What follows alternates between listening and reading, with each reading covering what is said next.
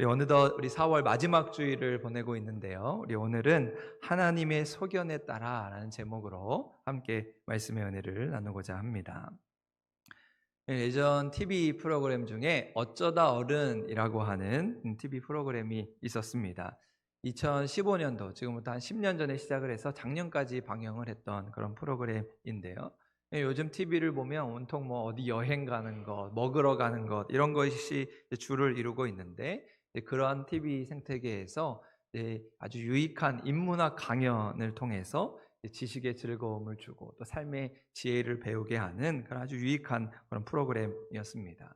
근데 이제 이 프로그램이 시작을 하면서 이 송기령 박사라고 하는 분이 출연을 해서 이제 강의를 한 적이 있는데, 이 어쩌다 어른이라고 하는 그런 프로그램의 제목처럼 어른이라고 하는 게 무엇인가 이렇게 질문하면서 그 강연을 시작한 적이 있습니다.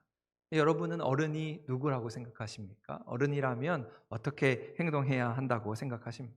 누가 이 시대의 진정한 어른이 될 수 있다 생각하십니까? 지난 부활주의를 보내고 월요일 아침에 우리 로마 카톨릭의 프란치스코 교황이 선종했다, 이제 우리로 말하면 별세했다라고 하는 뉴스가 보도가 됐습니다. 가난하고 소외된 사람을 위해서 평생 자신도 그렇게 청빈한 삶을 살았던 프란치스코 교황이 88살의 나이 일기로 생을 마감하게 되었는데, 뉴스를 보니까 그가 남긴 재산이 겨우 100달러였다. 우리 돈으로 14만 원밖에 되지 않는 그런 재산을 남겼다는 보도를 보면서 그분은 자기가 말한 대로, 자기가 가르친 대로 평생을 살았던 이 시대의 진정한 어른이라는 생각을 해보게 되었습니다. 그래서 그토록 많은 이들이 그의 죽음을 애도하고 슬퍼하고 있는 것이 아닐까. 그래서 반대로 우리나라에, 특별히 이 한국교회에 그러한 진정한 어른이 없다는 사실이 안타깝게 여겨지는 그런 시간이었습니다. 여러분, 이처럼 우리나라에서 많은 사람들에게 누가 어른입니까? 라고 물으면 대부분의 사람들은 나이가 많은 사람이 어른이지 라고 대답을 합니다. 우리가 자연스럽게 생각하는 어른의 기준이란 나이가 많은 것이라고 치부하는 것이지요. 하지만 최근 이러한 나이의 기준이 바뀌어 가고 있다고 이야기하죠. 그러면서 이 어쩌다 어른에 나왔던 이 송기령 박사는 이 사진을 보여주었는데요. 이제 우리 흔한 결혼식 사진, 결혼식의 풍경입니다. 여러분 보시는 왼쪽 편에 있는 사진이 1970년대, 아마 이제 우리 집사님, 권사님들 결혼하실 때 아마 대부분 이런 모습을 하고 결혼 사진을 찍지 않았을까 생각하곤 한데, 이제 반면에 오른쪽은 이제 최근에 젊은이들이 결혼한 그런 결혼식 신혼부부의 사진입니다. 사진을 보시면 이 부부들의 나이가 몇 살로 보이십니까? 1970년대 왼쪽에 있는 부부는 당시 결혼할 나이가 25살이었습니다. 그런데 오른쪽에 있는 최근에 이제 결혼한 청년들의 나이는 31살이었습니다. 사진에 보이기에 너무나 차이가 나 보이죠. 뭐 단순한 사진이지만 우리 사회가 이렇게 많이 변화하고 있음을 보여주고 있습니다. 먼저는 과거에 비해 결혼하는 시기가 아주 늦어졌다는 것이고, 또 하나 특징은 외모적으로 아주 젊어졌다는 것이죠. 우리 옛날 사진을 보면 아주 늙으신 분들이 결혼을 하는 것 같은데 요즘엔 아주 그렇게 젊어졌다는 것입니다. 그래서 요즘 현대 나이를 계산하는 법이 있다고 하죠. 많이 들어들 보셨을 텐데, 과거에 비해서 우리 현대인들이 워낙 건강하고 젊어졌기 때문에 이제 이 현대인들의 나이는 지금 실제 자기 나이에 0.8을 곱해야 한다 이야기합니다. 이제 그러면 70대가 50대가 되고 60대가 40대가 되더라고요. 그러니까 과거에 비해서 우리가 10년 이상씩을 젊어지게 살아가고 있다는 것입니다. 때론 나는 나이가 많아서 이렇게 이야기하시는 분, 우리 권사님들 참 많은데 우리가 그만큼 건강하게 젊게 살아가고 있다는 것입니다. 결국 과거에 우리 80세 노인의 그 건강 상태와 오늘날 64세의 건강 상태가 같다고 이야기하는 것이지요. 그러면서 그 결과가 0.8을 곱한 숫자다. 그러면 듣기만 해도 좋은 이야기죠. 내가 젊어지고 있다는 것, 내가 어려지고 있다는 이야기입니다. 그만큼 우리 사회가 아주 빠르게 변화하고 있음을 이야기하고 있습니다. 그러면서 이 송기령 박사는 과거부터 우리 지금까지 우리 사회가 어떻게 바뀌어 가고 있는가. 이 사람이 이제 데이터를 연구하는 사람이니까 사람들이 인터넷에 검색하는 그 키워드, 빅데이터라고 하죠. 그 데이터들을 다 모아서 이제 그 키워드를 가지고 우리 사회의 변화하는 모습들을 이야기하고 있습니다. 몇 가지를 소개해 보려고 하는데요. 첫 번째 키워드는 결혼입니다. 좀 전에 결혼 사진을 보여드렸듯이 이 대한민국 사회가 아주 빠르게 이렇게 결혼에 대한 인식이 바뀌어 가고 있다는 것입니다. 그래서 이 통계를 보여주고 있는데요. 이제 조사를 할 때 1983년생, 이제 딱 40이 되는 나이에 청년들을 조사한 것인데, 이 데이터를 조사할 때 수치를 보면 우리나라 역사상 최초로 40% 넘는 숫자가 결혼을 하지 않았다. 그러니까 우리나라 청년들의 이제 거의 절반이 되는 사람들이 결혼을 하지 않은 상태이다라는 것을 보여주고 있습니다. 예전 같으면 당연히 결혼을 해야 할 나이인데 결혼을 하지 않은 30대도 아니고 40대 인구가 늘어나고 있다는 것입니다. 그래서 이것이 우리 사회에 아주 중요한 키워드가 되었고, 이제는 사람들의 인식 속에서 이제는 뭐 결혼할 수도 있고 안 할 수도 있지, 지금 할 수도 있고 아니면 때가 되면 나중에 할 수도 있지, 이렇게 조금 더 폭넓게 바뀌어 가고 있다는 것이지요. 두 번째 키워드는 가족에 대한 개념인데요. 우리나라 사회가 이제 예전에는 뭐 할아버지, 할머니 다 온 식구가 모여 사는 대가족 사회에서 이제는 아파트 문화의 핵가족 사회로 넘어왔다는 것은 아주 오래전 이야기입니다. 근데 이제는 핵가족을 넘어서 1인 가구를 이야기하죠. 이제 청년들 혼자 사는 그 사람도 한 가정으로, 가구로 인정해야 한다 이야기합니다. 이제 그러면서 더 나아가서는 이 가족이라고 하는 개념에 반려견, 반려묘, 반려동물, 반려식물들이 이제 들어오기 시작했다는 것입니다. 그래서 사람들이 인터넷창에 이제 검색을 하는데 가족, 보호자 이렇게 검색을 하면 그와 연관된 검색어가 뭐 강아지, 반려견, 반려동물, 이렇게 동물과 관련된 검색어들이 이 가족의 개념과 연결되어 검색이 됐다는 것이죠.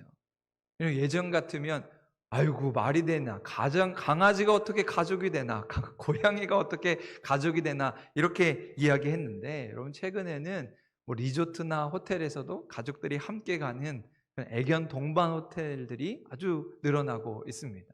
또 예전에는 4층짜리 이제 유치원들이 아이들이 없다가 보니까 그 유치원이 통째로 강아지 유치원으로 바뀌고 있다는 그런 이야기들을 심심치 않게 보게 됩니다. 우리 사회가 얼마나 빠르게 변화하고 있는지를 단적으로 보여주고 있습니다. 그러면서 마지막으로 소개할 키워드는 우리 좋은 아빠, 좋은 남편이라는 단어입니다.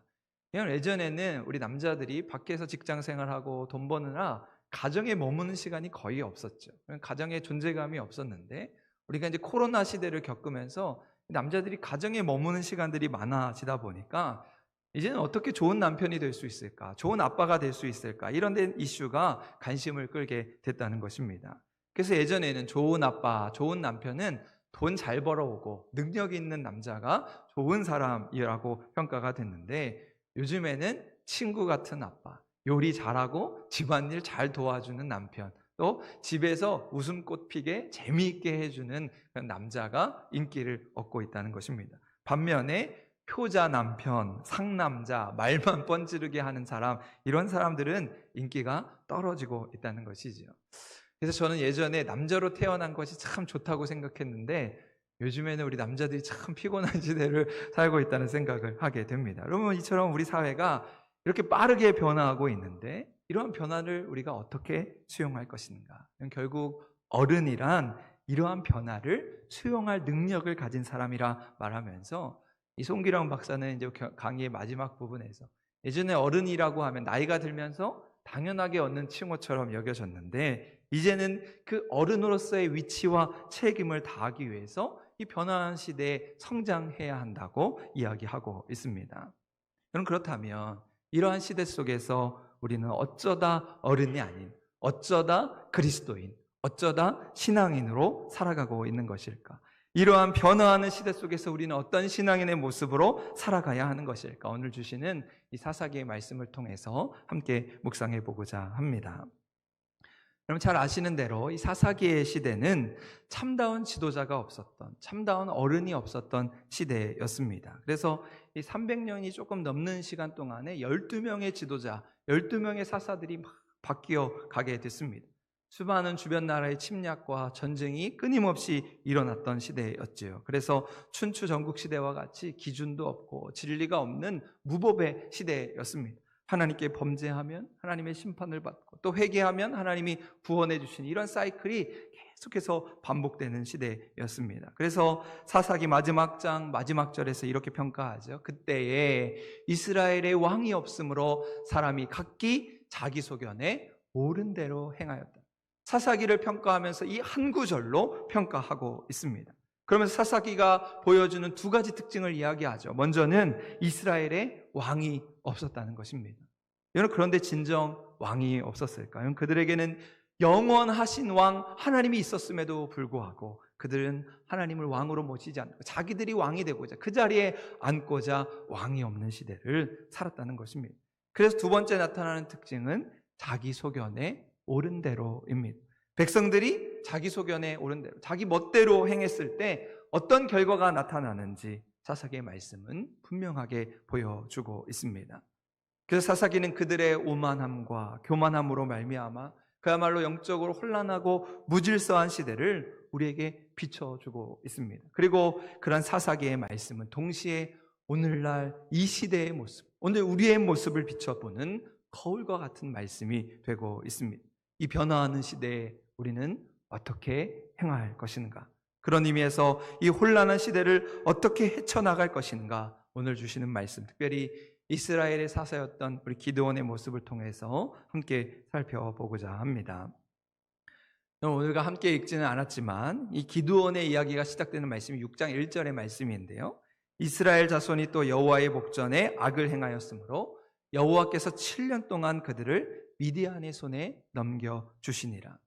기드온의 시대는 하나님께 범죄함으로 하나님을 떠나 있어서 미디안을 통해서 그들을 심판하시는 때였습니다. 그래서 하나님은 이 기드온이라고 하는 지도자를 세우시고 그를 통해서 하나님의 구원을 베푸는 시대를 살아가게 된 것이지요. 그래서 이제 우리가 잘 아는 대로 300명의 용사를 택하시고 그들로 하여금 13만 5천 명의 미디안 군대와 싸우게 하셨습니다. 그리고 오늘 말씀은 그 미디안과 전쟁을 하는 중에 벌어지는 일을 기록하고 있습니다.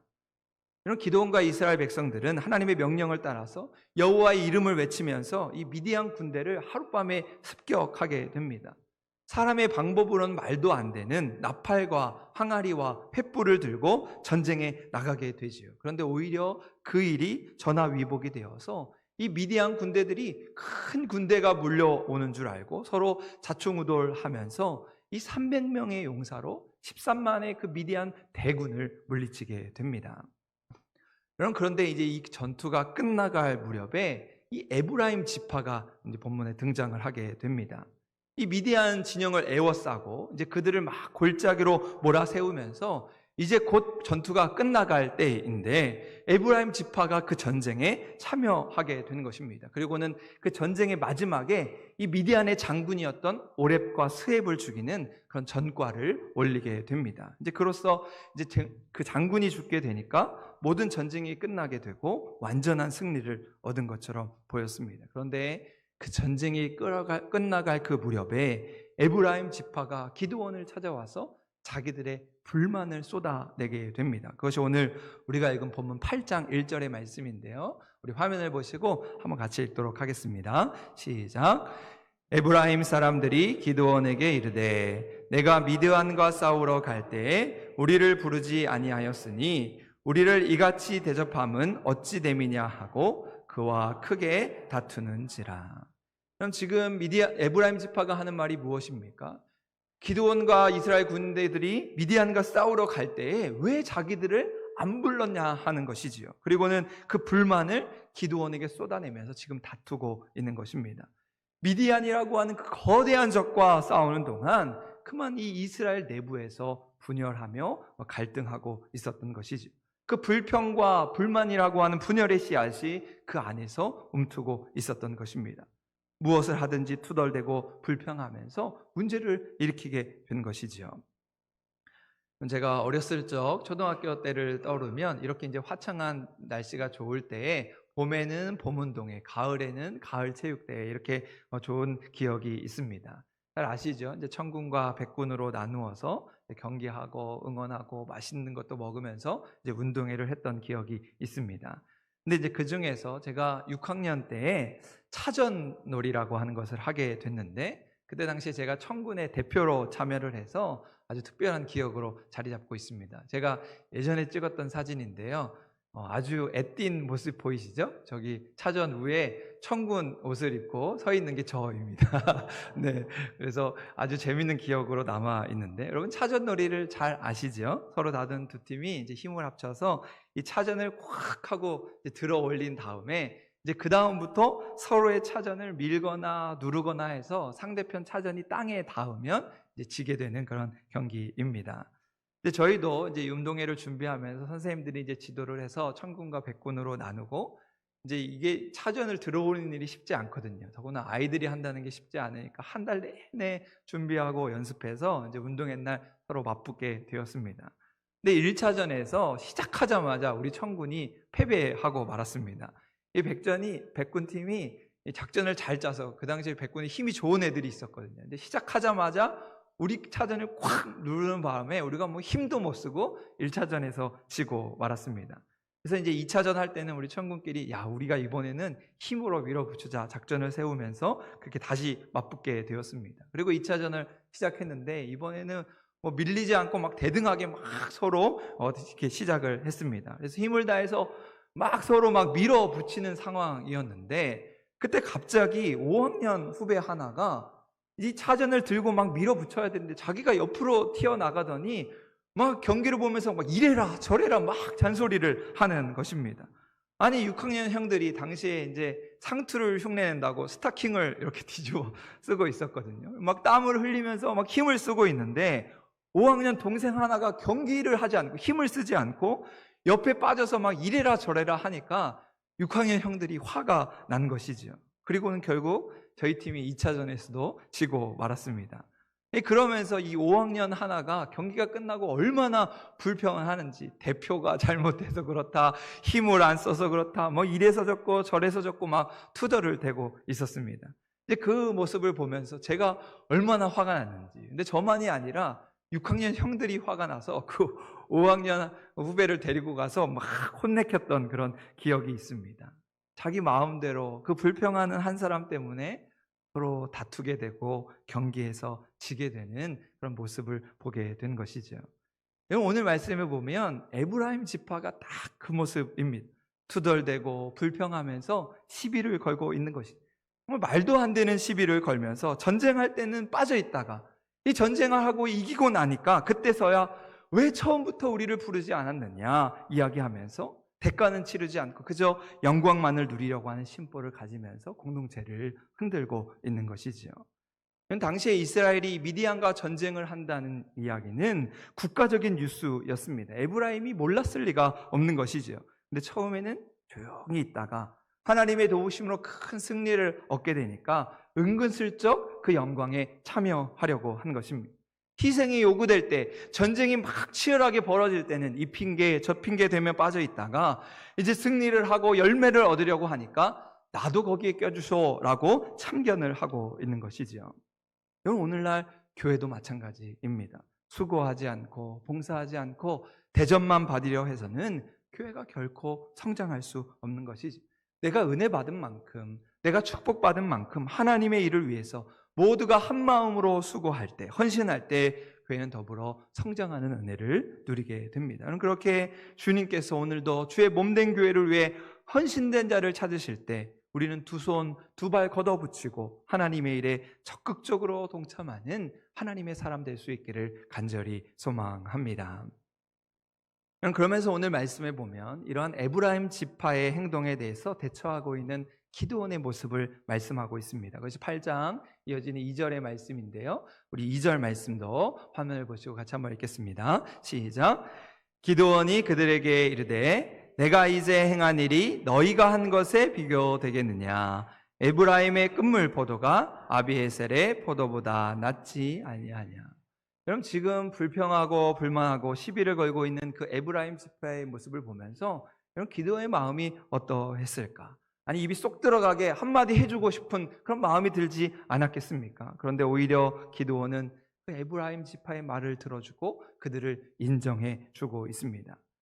여러분, 사실 기드온은 하나님께 부름받을 때부터 참 우유부단하고 의심 많고 믿음이 없고 내성적인 사람이었습니다. 그런데 그런 그에게도 장점이 하나 있었습니다. 그것은 바로 부드럽다는 것이지요.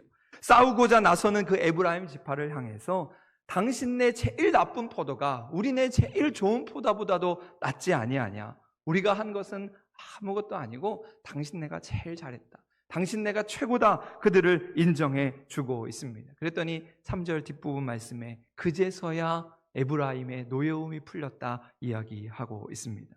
실상 보면 기드온과 300의 용사들이 미디안의 본진을 치고 그들을 무너뜨리고 그렇게 모든 것들을 다 끝낸 상황인데 나중에 에브라임이 그저 패잔병들, 대장이었던 오렙과 스익만을 죽인 것인데 그럼에도 불구하고 기드온은 에브라임이 더 큰 일을 했다, 더 잘했다, 그들을 지켜 세워주고 있습니다. 이것이 바로 기드온이 가진 부드러운 마음이었던 것이죠.